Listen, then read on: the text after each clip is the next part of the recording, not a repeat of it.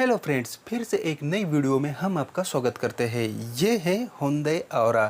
इस गाड़ी में हमने आज से 1 साल पहले नए टायर डलवाए थे। वो कौन से डलवाए थे? वो डलवाए थे हमने योकोहामा के अर्थ वन। इस पर मैंने एक वीडियो भी बनाया था, वो वीडियो आपने देखा होगा।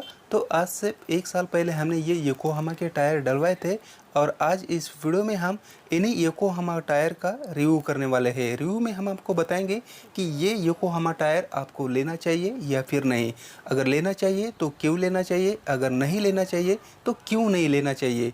तो ये वीडियो आप लास्ट तक देखिए। चैनल पर पहली बार आए हो तो चैनल को सब्सक्राइब कर लीजिए। चलिए बिना देरी के इस वीडियो को शुरू करते हैं।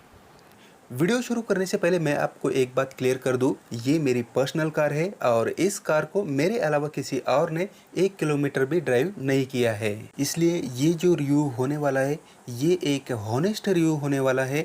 हमने ऐसा नहीं किया कि कहीं से इसकी जानकारी हासिल की और यही जानकारी आपको बता रहे हैं।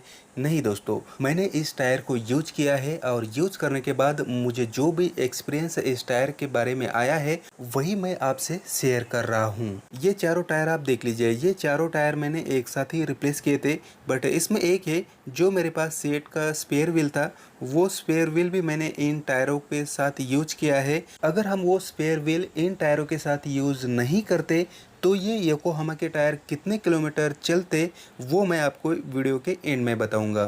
जब मैंने ये योकोहामा के टायर डलवाए थे उस पर जो वीडियो मैंने बनाई थी उस वीडियो में मैंने आपसे कहा था कि अगली बार जब हम टायर रिप्लेस करेंगे तो उस वक्त हम अपनी कार के टायर अपसाइज करेंगे।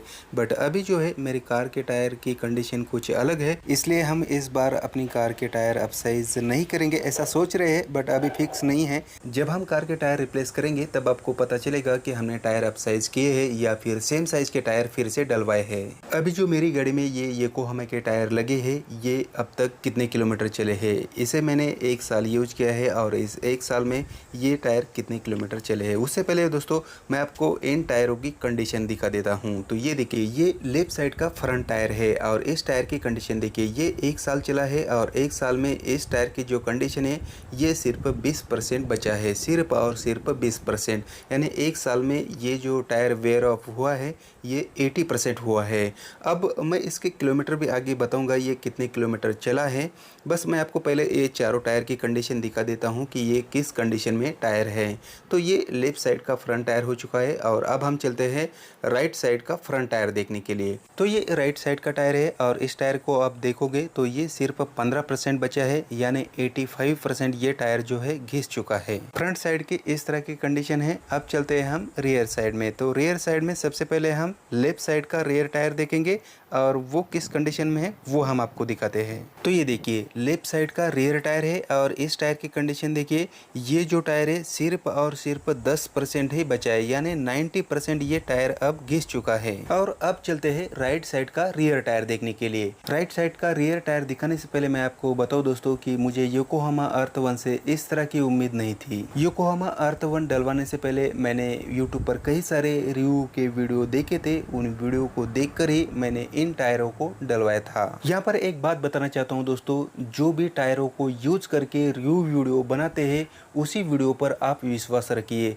जो टायर की डिटेल देते हैं, टायर में ये डला है वो डला है, ऐसी बहुत सारी डिटेल हमें बताते हैं, उस वीडियो पर आप बिल्कुल विश्वास ना करें। आप ये सुनकर ये सोच रहे होंगे कि मैं ऐसा क्यों कह रहा हूँ, तो चलिए मैं आपको उसका रीजन दिखाता हूँ। तो ये देखिए, ये जो टायर है सिर्फ 5% बचा है, सिर्फ और सिर्फ 5%, यानी 95% ये टायर 1 साल में घिस चुका है। अब ये टायर 1000 से 2000 किलोमीटर और चल सकता है, ऐसा मुझे लगता है। उसके बाद हमें इस टायर को रिप्लेस करना पड़ेगा। यहाँ पर एक बात नोटिस की होगी कि ये चारों टायर मैंने एक साथ ही डलवाए थे, फिर भी इन चारों टायरों की जो कंडीशन है ये अलग अलग क्यों है। एक 20% बचा है, एक 15%, एक 10% और एक 5%। तो ये कंडीशन ऐसे क्यों हुई? क्योंकि दोस्तों मेरे पास जो स्पेयर व्हील था पहले सीएट का, उसे भी मैंने इन चारों टायरों के साथ यूज किया है, इसलिए इन चारों टायरों की जो कंडीशन है ये अलग अलग है। अगर मैं स्पेयर व्हील इन टायरों के साथ यूज नहीं करता तो इन सभी टायरों की जो कंडीशन होती वो सिर्फ 5% ही बची होती। तो हम ये मान के चलते हैं कि इन टायरों की जो लाइफ है ये सिर्फ 5% बची है। तो अब सवाल ये उठता है कि ये जो टायर है ये कितने किलोमीटर चले हैं, तो वो भी हम आपको बताएंगे। लेकिन उससे पहले हम इन टायरों में हमें क्या अच्छा लगा वो हम आपको बताते हैं। तो दोस्तों, जब हमने योकोहामा अर्थ-1 टायर डलवाए थे उसके बाद मैंने इस टायर पर माइलेज टेस्ट किया था, तो ये इन टायरों पर मुझे बहुत ही अच्छा माइलेज मिला था। तो ये एक फ्यूल एफिशिएंट टायर है। उसके बाद इन टायरों की जो ग्रिप है ये भी बहुत अच्छी है।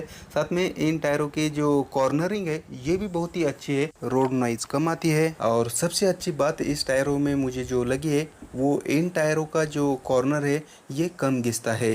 दोस्तों, इससे पहले मेरे गाड़ी में जो सीएट के टायर थे ये साइड में ज़्यादा घिस चुके थे। आप कहोगे कि ये टायर का प्रॉब्लम नहीं, ये आपके गाड़ी का व्हील अलाइनमेंट या फिर टायर रोटेशन का प्रॉब्लम है। लेकिन मैं आपको बताना चाहता हूं दोस्तों कि मैंने अपनी गाड़ी में जो पहले सीएट के टायर थे, इन टायरों को कंपनी रिकमेंड करती है 10,000 किलोमीटर पर टायर रोटेशन और व्हील अलाइनमेंट करना। लेकिन मैंने जो है अपनी गाड़ी के टायर के व्हील अलाइनमेंट और टायर रोटेशन 5,000 किलोमीटर पर ही करता था, फिर भी मुझे इस तरह का प्रॉब्लम आया था। लेकिन ये जो योकोहामा के अर्थ-1 टायर है, इन टायरों में ऐसा कुछ प्रॉब्लम मुझे नहीं आया। इन टायरों को भी मैंने 5,000 किलोमीटर पर ही व्हील अलाइनमेंट और टायर रोटेशन किया है। तो ये कुछ थे योकोहामा टायर के पॉजिटिव। और अब हम दिखाते हैं कि हमने जो टायर लगवाए थे ये अब तक हमने कितने किलोमीटर इन्हें चलाए हैं। तो ये देखिए दोस्तों, यहाँ पर अब मैं गाड़ी के अंदर आ चुका हूँ और इग्निशन मैं यहाँ पर ऑन कर लेता हूँ। तो ये देखिए, अब तक हमारी गाड़ी चली है 31,531 किलोमीटर। यानी इसे मैं थोड़ा सा जूम कर लेता हूँ। ये देखिए 31,531 किलोमीटर अब तक गाड़ी चली है। और जब हमने गाड़ी के टायर रिप्लेस किए थे तब हमारी गाड़ी कितने किलोमीटर चली थी वो मैं आपको दिखाता हूँ। तो पहले ये तारीख देख लीजिए दोस्तों, यहाँ पर आप तारीख देख रहे हो 7 मई 2022 है।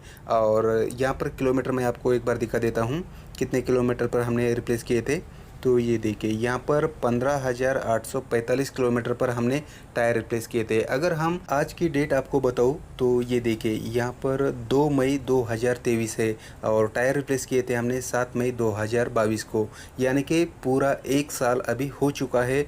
और एक साल में ये जो टायर चले हैं, टोटल अभी तक हमारी गाड़ी चली है 31,531 किलोमीटर और टायर रिप्लेस किए थे हमने 15,845 किलोमीटर। अगर हम 31,531 में से 15,845 माइनस कर दे तो जो किलोमीटर बचते हैं आपकी स्क्रीन पर 15,686 किलोमीटर। तो दोस्तों, अब तक ये जो योकोहामा के टायर रन हुए हैं वो हुए 15,686 किलोमीटर, सिर्फ और सिर्फ 15,686 किलोमीटर। जो टायर बचे हैं अब हम मान भी ले कि ये यहाँ से आगे 3 से 4,000 किलोमीटर चलेंगे, फिर भी ये 20,000 किलोमीटर को पार नहीं कर सकेंगे।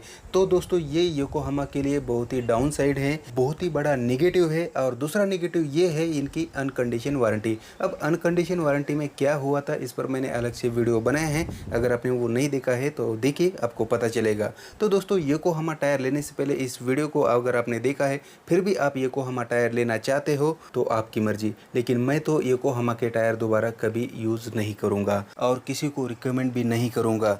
तो दोस्तों, इस वीडियो में मैंने जो भी आपको शेयर किया है ये मैंने अपने अनुभव से, अपने एक्सपीरियंस के दम पर शेयर किया है। दोस्तों, योकोहामा के टायर जो है ये बहुत ही अच्छे हैं, लेकिन जो नेगेटिव पॉइंट है ये बहुत बड़े हैं। अब 20,000 किलोमीटर अगर हम इन टायरों को ड्राइव कर लेते हैं फिर भी बहुत कम है, कंपनी जो रिकमेंड करती है उससे बहुत कम है। तो इसलिए इस टायर को मैं किसी को रिकमेंड नहीं करता। इन टायरों को लेकर अगर आपके मन में कुछ डाउट है तो नीचे कमेंट्स करके ज़रूर बताइएगा। और पहली बार हमारे चैनल पर आए हो तो इस चैनल को सब्सक्राइब भी कर लीजिएगा, क्योंकि इसी प्रकार के वीडियोज़ हम इस चैनल पर लाते रहते हैं।